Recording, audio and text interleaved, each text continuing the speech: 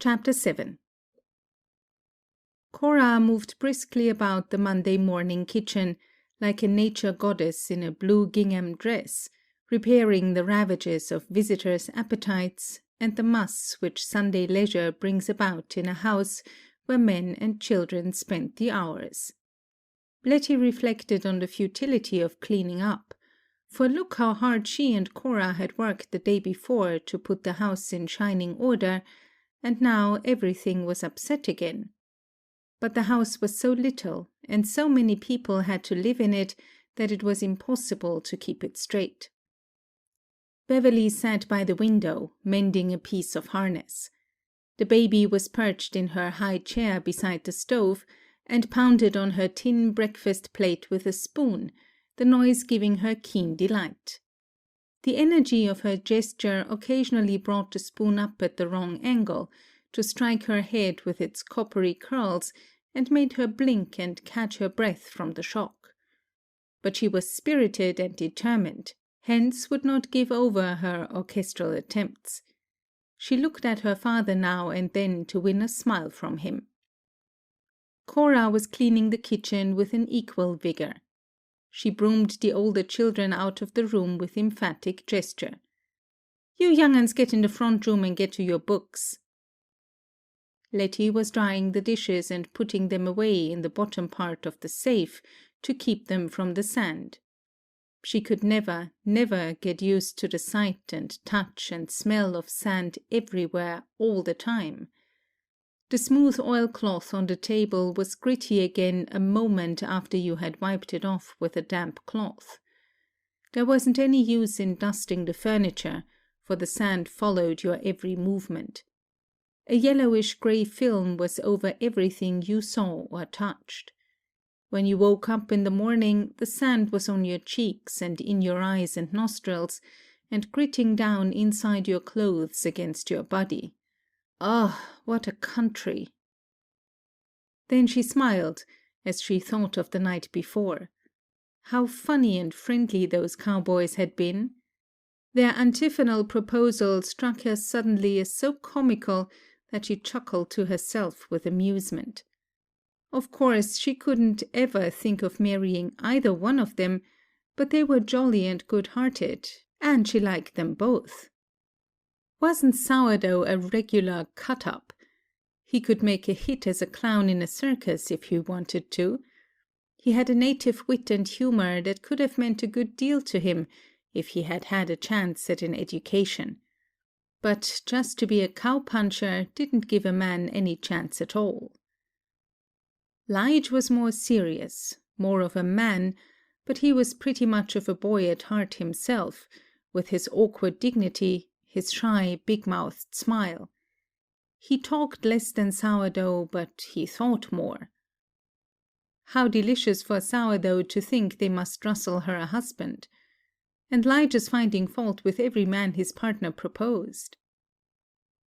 She giggled at the remembrance as she stooped to put away the plates.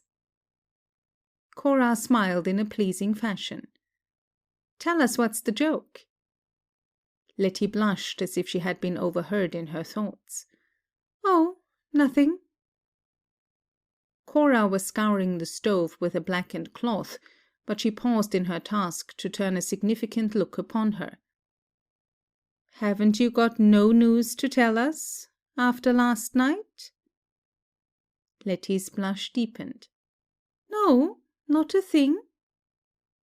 Cora dropped her cloth in indignation.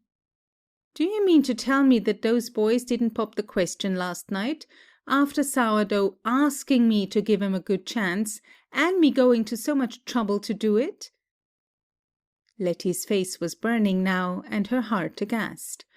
"Oh, they did," she stammered.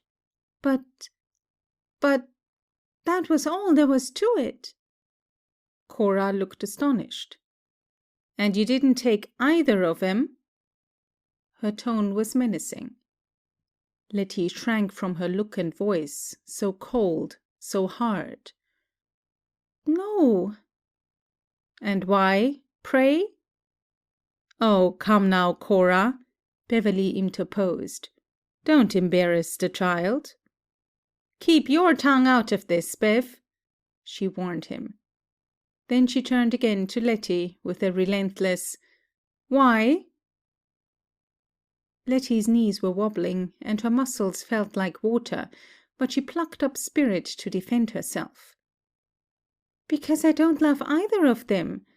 Because I'm not ready to think of marrying." It was as if she took up a cudgel to protect her chance of far-off romance, her right to love when and whom she chose. But Cora recognized no reserves of thought or speech, no privilege of privacy, even in one's secret heart. "And why ain't you in love with them? There ain't two better boys in this county than them two." "I know they're good, and I like them, but—" Letty faltered, feeling a sense of loyalty to her friends. She couldn't voice the thought that these two kind men were rough and uncouth and common, not to be considered as remotely possible lovers. To laugh and talk with them was good fun, yes. To dance with them, yes. But to marry? Her whole being gave a shuddering no. But Cora, with clairvoyant malice, read her thoughts. "Oh, so they ain't good enough for you, huh?" she sneered. "Cora!" Beverly's voice was sharp. And then he smiled one of his rare smiles at her in attempt to placate her and bring peace between her and Letty. "You must have said no to a lot of likely young men, my girl, before you married me. Girls have to have their freedom to choose. You wouldn't have let anybody else pick for you, would you?" She turned on him like an iceberg afire. "Yes, but I was living in my own home, with men of my own to support me and take care of me. I wasn't living in some other woman's house, where I wasn't wanted." Letty gave a sharp little cry. Beverly sprang to his feet, and his chair crashed backward to the floor. "Cora, be careful," he grated. But Cora's fury, long controlled, was unleashed now. Not even for Bev would she restrain herself. "Oh, so I've got to be careful, huh? I've got to walk soft and talk pleasant and cover up my feelings at seeing you treat another woman better than you do me. Cora, hush!" he cried, towering over her. "You know she's just like my little sister. Oh, you think I haven't got eyes in my head to see how she honey-fuggles round you, and how you think she's so pretty and sweet and refined. You think she hung the moon in the sky because she's your cousin and came from Virginia, and I'm nothing but your wife, no better'n a coyote." She looked like a flame of jealous fury, her eyes glittering, her cheeks burning, her hair seemed to send out sparks of light. "For God's sake, Cora!" Beverly clutched at her wrist, but she flung him off. Letty shrank huddled against the table, the dish-towel pressed close against her mouth to stifle her sobs. Her body shook. Terror poured its poison through her veins. "I didn't know! I didn't know!" Her bitter voice wailed out at last. "I wish I'd have died before I came." "And I—" began Cora, but a look at Beverly's face, so white and stern, so awesome in its look of scorn, silenced her. "Stop right there, Cora," he said in a tone of ice and flint. He stared for a moment at the two women, petrified in their attitudes, one of wrath and one of terror. "Letty, I think you'd better go into the front room with the children," he said. Then he turned to his wife. "Cora, I'm going out for a while to give you time to think and come to yourself." He snatched his coat and hat from their nail behind the door. The door opened, closed, the wind swallowed him. Letty fled to the children's room, to fling herself face downward on the bed. Her body writhed and jerked with sobs. The room was icy cold, and she shook with a nervous chill, so that presently she crept under the covers, terrified lest she be sick and bring more annoyance to Cora, more trouble to Bev. She tried to think, but she could only feel, a devouring shame, a heartache that swelled and pulsed through her whole body, a despair. If only she might die, quickly, and be out of it all.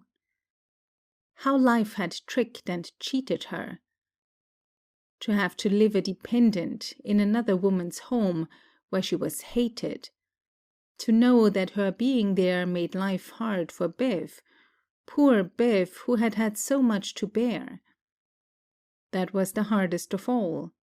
She remembered something her black mammy had said once. "Motherless chillens are better off dead." Ah, dear God, yes. But they didn't die. She was exhausted from crying. Her heart throbbed like a hot drum, but she tried to think of some way out. She must think. Surely there was some way out of this. What could she do? She hadn't any money to take her anywhere, and there was nowhere for her to go. Virginia seemed as far away as another planet she might have lived on in an earlier existence, its people like figures in a dim dream.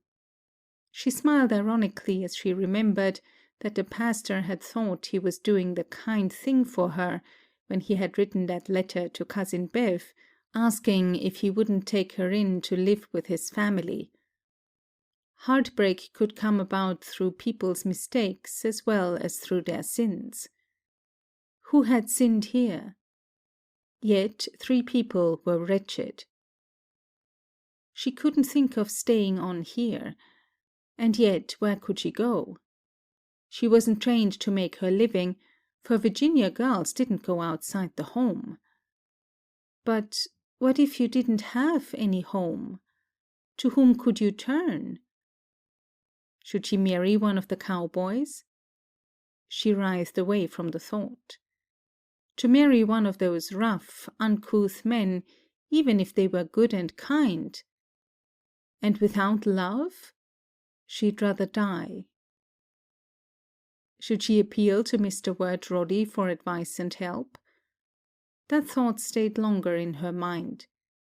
She had forgotten her faint fear of him that she had known on the train, and she visioned him now as a knightly figure that might come riding to her rescue. Not her prince of romance, but an older man who might help her.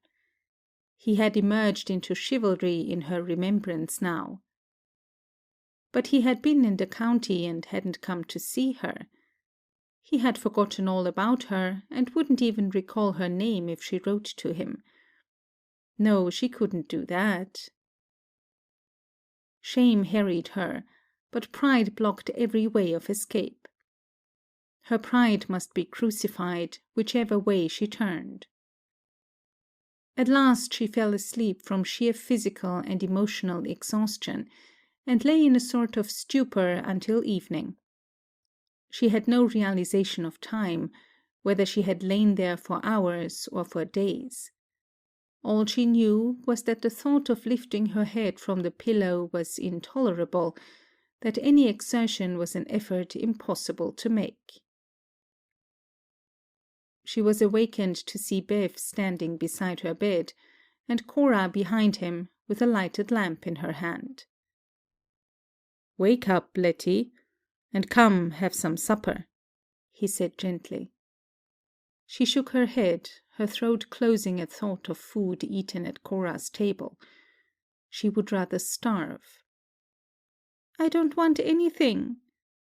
"You'll get sick if you don't eat," said Cora dully. Letty sat up in submission, though every movement was an intolerable exertion. What matter what she did anyhow? Beverly stood looking first at one and then the other of the 2 women. He spoke in a voice that was gentle but had a tired deadness in it. "I can't bear for you 2 girls to misunderstand each other."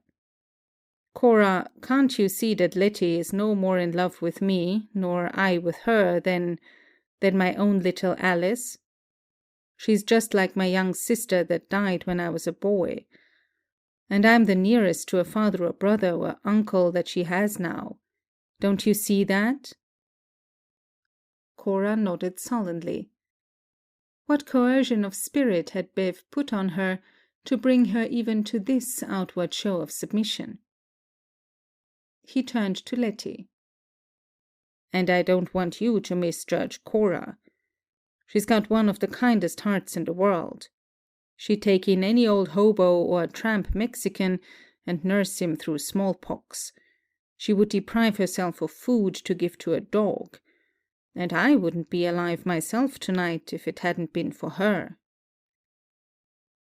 "Yes," whispered Letty, clasping her cold hands together and looking up at him with eyes that had a dull glaze over them, like a sick mocking-bird's. He went on. "But she just can't stand the thought of my looking at another woman. She ought to know by this time that I never do." Letty realized that he was talking more to his wife than to her, and her heart beat thickly as she waited for Cora to answer. But the sullen silence was maintained. Letty felt as if the three were in a dialogue of the dead. "And why should I even wish to think of anybody else?" His face wore a bleak look, but his voice was tender. "When a fellow's married to the prettiest girl in the county, he hasn't got eyes for anybody else." Cora flung her head up haughtily, but her eyes swam with tears. "Bev, you've never hurt me before, like you did this morning." His gaze met hers squarely. "You never gave me cause, before." Letty looked wretchedly up at them. Was another quarrel going to start between them, over her? She must rouse herself, say something to prevent it. "I think I'll just undress and go to sleep," she stammered. "I'll feel better in the morning." So they put the lamp down on the table and went into the kitchen. The little house was silent earlier than usual that night, and the children were asleep. But outside, the night was wide awake and full of menace. The coyotes yelped all through the dark hours, their yapping, lugubrious cries prowling about the plains, and the wind uttered unearthly sounds. She could hear it wailing like a lost soul, like a banshee, like a demon lover.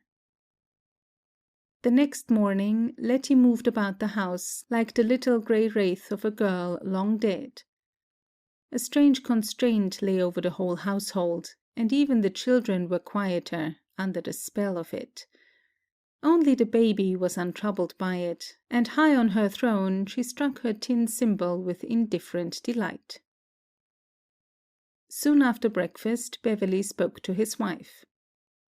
"Cora, I've got to go over to see Hub Henderson about some steers. How about you going with me?" Letty read his considerate thought. He would keep the two women apart as much as possible for a while, till the bitterness and hurt could heal somewhat. "Sure, I'll go with you," said Cora. He would know, Letty told himself, that Cora would be glad to go off alone with him, without even the children to come between them. And she could have the unwanted freedom of a day to herself, except for the youngsters, who didn't count. Children were companions, but not intruders in one's privacy of thought. One could suffer without shame in the presence of children. "You want to wrap up well," he told Cora. "The cattle have been acting a little like we might have a norther before long." "You think today?" "No, not this soon, I guess." When they had driven away, after directions to the children to be good, Letty felt as if a steel trap that had held her heart constricted had been released. Hugh Henderson, she knew, lived 5 miles beyond Lige and Sourdough, which meant that Bev and Cora would be gone all day. They couldn't get back until late afternoon. She had the blessing of a whole day in which to think. Maybe by the time they came home she could know what to do. To stay on meant that she would keep upsetting the peace of Beverly's home, that she'd make life hard for him. She could bear the humiliation for herself, if there were no other way, but she couldn't bring strife and hard feeling into his home. Perhaps if she prayed hard enough, God would show her a way out. He ought to, honestly, she thought, because it was the pastor that had got her into this fix. She had sorely missed the church life since she had come to the ranch, but with the nearest church 25 miles away, so that one couldn't drive there and back in a day through the wind and sand, they couldn't go. There was talk of a camp meeting in the summertime, but summer was a million years away. All through the day, a prayer for guidance, for a way of escape, fluttered round and through all Letty's thoughts. In the past, prayer had been a somewhat perfunctory business with her, a matter of saying her childish prayers at night and morning, more as a ritual than anything else, though she had not been insincere. But now she felt that for the first time in her life she actually prayed. Her thoughts strained upward in an agony of appeal. Surely if she prayed hard enough, and believed, God would open a way for her, would show her what to do. All the while she was busy with household tasks, cooking and washing dishes, her heart was uttering its petitions for help. Even while she was talking to the children, behind her words, behind her surface thoughts, her prayers were live things, wild, formless, intense, beating the air like wings. In the mid-afternoon, Letty stood at the window looking out over the prairie, so that her eyes might have at least temporary rest from the prison of the house. She saw a number of gaunt cattle bunched together in groups here and there, their heads put together, their backs to the north. Their mournful, continuous lowing had a note of fear in it. The boys came and stood beside her to see them. Junior said casually, "The old-timers say when cattle act that way, there's going to be a norther." "I wonder will it be a blue norther or a cross-eyed norther?" conjectured Dan. "There's all sorts, you know." "I dunno," answered Junior. Alice shyly slipped her hand in Letty's, as if for protection from marauding winds. "I don't like northers."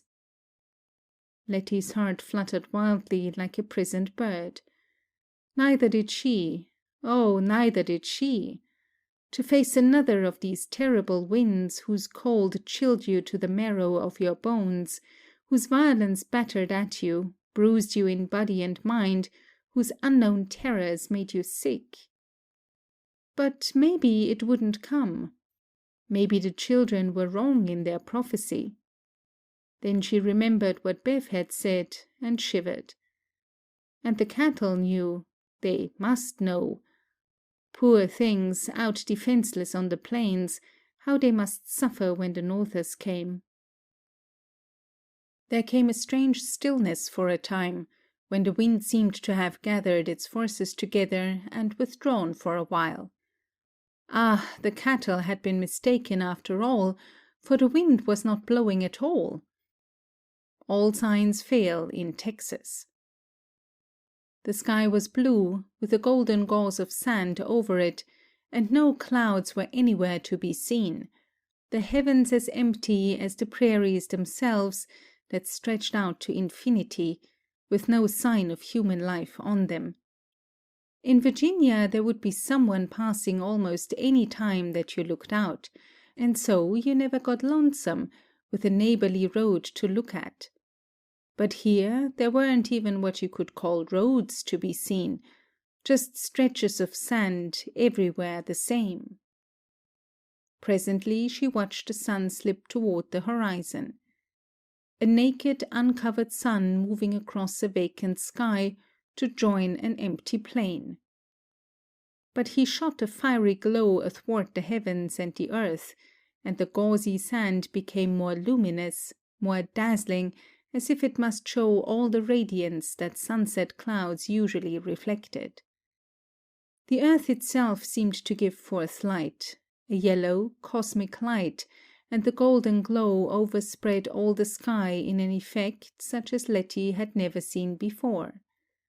She thought of the sunset she had witnessed from the train, when Mr. Wirt Roddy had called her attention to the splendor of the scene.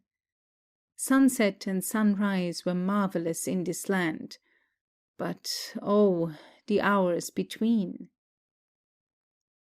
As she turned toward the north, she saw a puny cloud, slight and fragile, touching the prairie's rim, a white, feathery nothing, like a ball of thistle-down floating along the ground. But as she looked, it grew and darkened.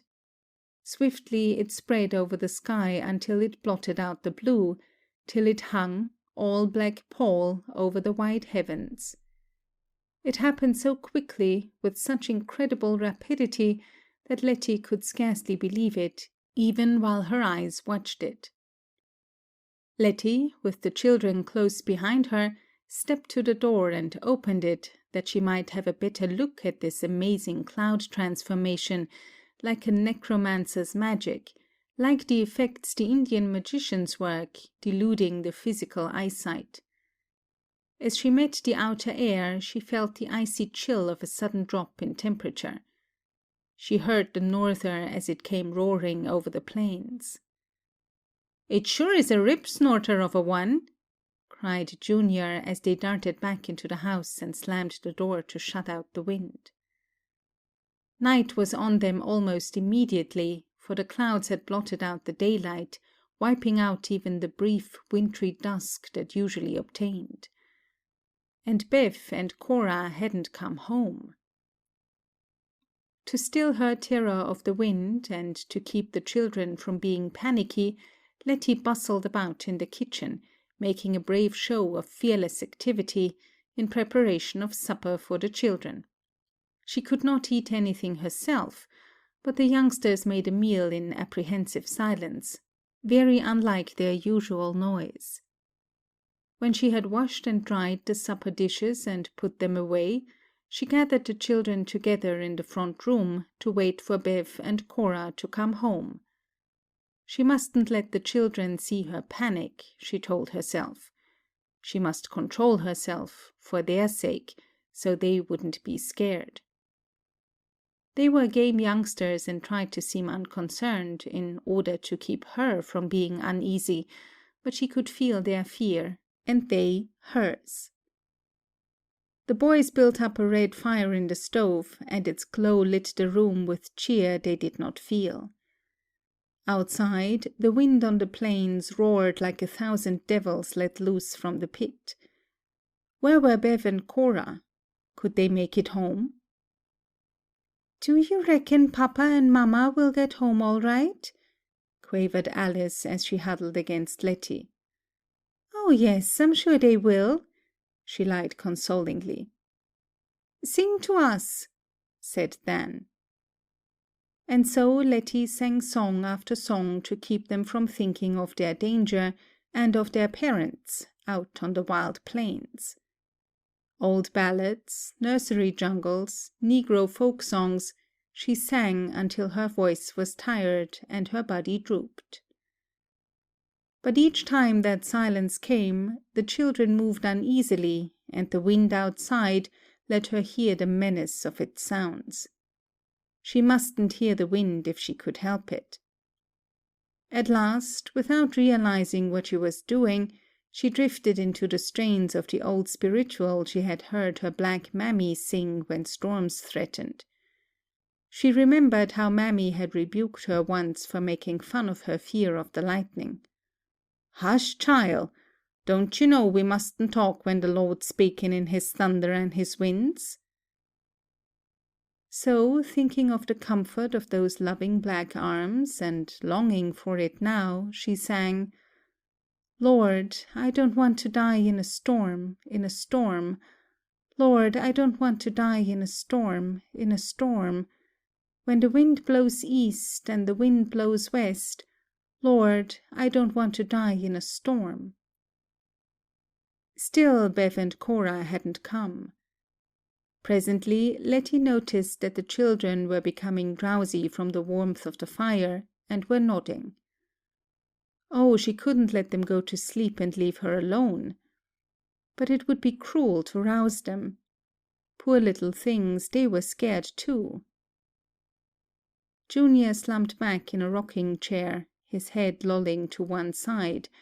Dan put his head on his arms on the table by which he was sitting, and made no concealment of his slumber, while Alice crept over to the bed and lay down.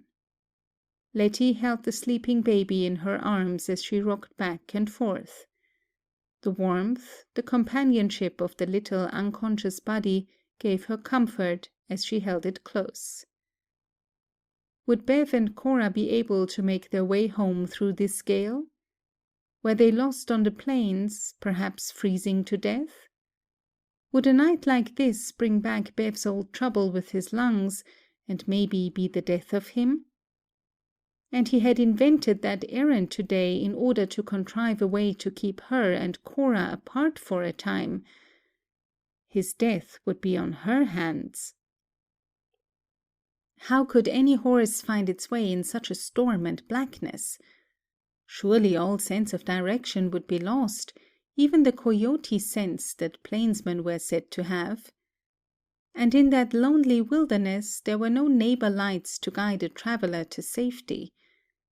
And even if there were, wouldn't this swirling sand hide them from view? Urged by an uncontrollable restlessness, she laid the baby down on the bed beside Alice, covered the two with a blanket, and fell to pacing the floor like a wild thing trapped. She felt an utter desolation of loneliness, such as she had never conceived of. She started to rouse the sleeping children, but pity stayed her. Why wake them to suffer as she was suffering? She fancied she could see a lost horse staggering futilely in a desert of sand, mocked by the winds, while two stiff and frozen figures in the hack were still forever, and because of her. The wind was a demon that had driven them all crazy, that had put false thoughts in Cora's mind, making her stir up this trouble, that had made Bev speak harshly to his wife and bring bitterness between them. It was the wind that had sent him on this errand, in order to lure him and Cora to their deaths. And all because of her. The wind was determined to destroy her, because she feared it so. It was after her, and she couldn't escape it. She saw the wind as a black stallion with mane astream and hoofs of fire, speeding across the trackless plains, deathless, defiant. What if she were out on this prairie this night? He would trample her down to her death with his fiery hoofs. A phantom, riderless horse whom no mortal would ever ride, that no lariat flung by human hands could capture. His proud neck arching, his eyes glancing flames, he raced toward her across the sand, supernatural, satanic, the wind of the north. But this was folly, she told herself. She mustn't let her fancy run away with her reason. The wind was not a demon horse, it was only the gale. It might have power to sweep the house from its foundations and tear it into splinters, but a wind could do that. It might kill her, yes, but it was only the wind. People went crazy if they let false idea get possession of their minds. What had made her so deathly afraid of the wind?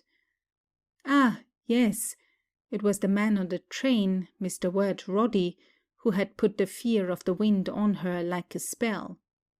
Cruel, cruel. He wouldn't have done it, surely, if he had known all it would mean. But now that she understood it, it wouldn't scare her so. It was the something you didn't understand that froze you with terror. She was calmer for a moment, and then she sprang up in frantic terror. She could hear unmistakably the sound of a horse running at full speed. It was coming, nearer and nearer. A long, shrill neigh sounded, just outside the door. She gave a shivering scream and huddled against the wall, her senses swooning from stark terror. In an instant the door was flung open, and the muffled figure of a man entered and slammed the door behind him.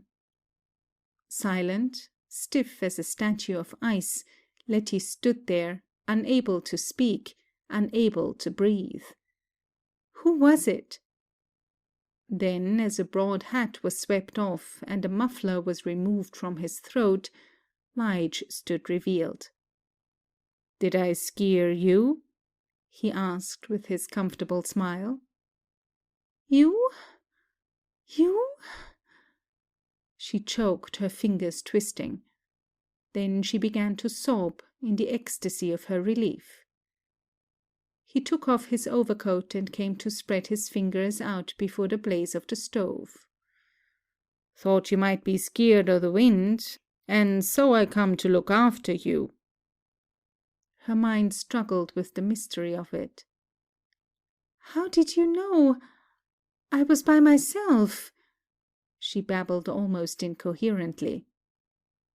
"Bev and Cora stopped by my place. Had started home from Hube's when the Norther caught them.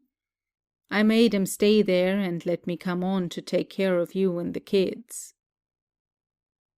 He paused a moment to give her time to take it in, much in the way one would dole out morsels of nourishment to one starving. Too much at once would not be wise. Then he continued. "A woman would freeze to death driving 10 miles in this wind. And Bev's old trouble would be almost sure to come back to him if he got exposed too bad." "And you rode 10 miles in this storm to look after me?" She could not believe it. He nodded and smiled. "Sure. They're at my place now, as snug as bugs in a rug, and here I am with you all, so there ain't nothing to worry about at all." His tone and gesture seemed to wave away her fears visibly. She wiped her eyes and checked her sobbing, but she couldn't stop the shuddering catch of breath, such as a child makes when it tries hard to stop crying, but cannot, all at once. "What's all these here tears about?" he wanted to know. They broke out afresh at his reminder. "Oh, Lige, I've been so miserable. Cora hates me and don't want me to stay here. And it makes everything so hard for Bev for me to stay.